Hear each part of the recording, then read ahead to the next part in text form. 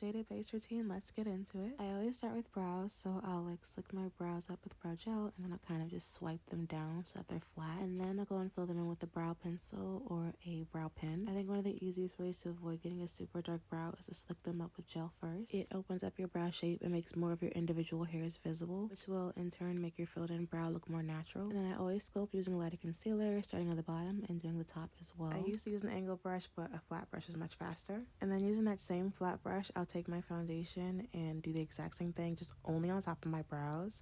I also use my face as a palette, as you can see. The next two products are like glow boosters or glowy primers. I have naturally dry skin, so when I do matte bases, I always like to start on a glowy base because I know I'm gonna set with multiple powders, and dry on dry just doesn't work. That's how you can end up with like dry powder patches if you have dry skin.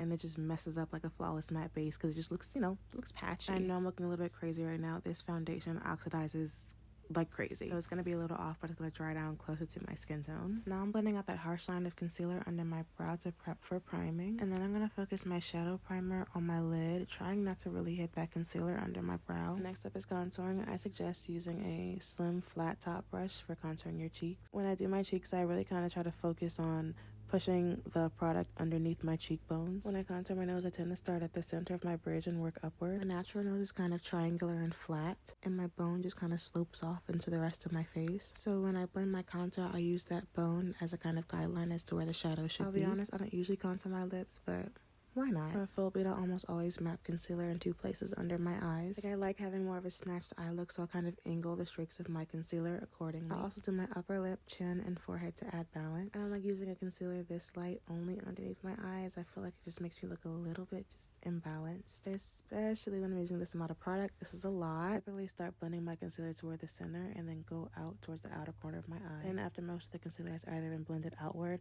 or dried up, I will blend up into my brow bone. My reasoning for that is I don't want a whole bunch of concealer going up into my brow bone and into the creases of my eye. I always make sure to blend the concealer around my chin, so I'll always buff it out with my foundation brush, or I'll apply more concealer there if I want the cheekbones to be really sharp. Next up is blush. I tend to keep my blush placement pretty high, so I'll focus most of the product between the outer corner of my eye and the top half of my ear, and blend up into the line I created with that concealer and up into my eye. Now we're gonna do what I call contouring my eye. First, I'm setting it with powder just to dry down the area. Now I'm taking what could be considered a bronzer shade of eyeshadow and applying it in and above the crease in swirling motions. Then I'm blending up into my brow bone to get rid of any harsh lines in the beginning of my brow. That technique is also great for getting an ombre brow effect. Now I'm just setting all the areas where I use concealer. With this powder by Huda Beauty, I really just kind of pat until it's evenly laid. Next up is bronzer. I really only use it to correct or emphasize any contouring that I've done, but I don't use it on my nose. The last powder I use is a pressed powder. I apply it using a large round fluffy brush and do a combination of patting and small swiping motions. I apply it everywhere except on top of the blush and where I set underneath my eyes. Last up is powder blush to build on the blush that we've already applied. It can also be great for blurring any lines you may have between your concealer and your blush and your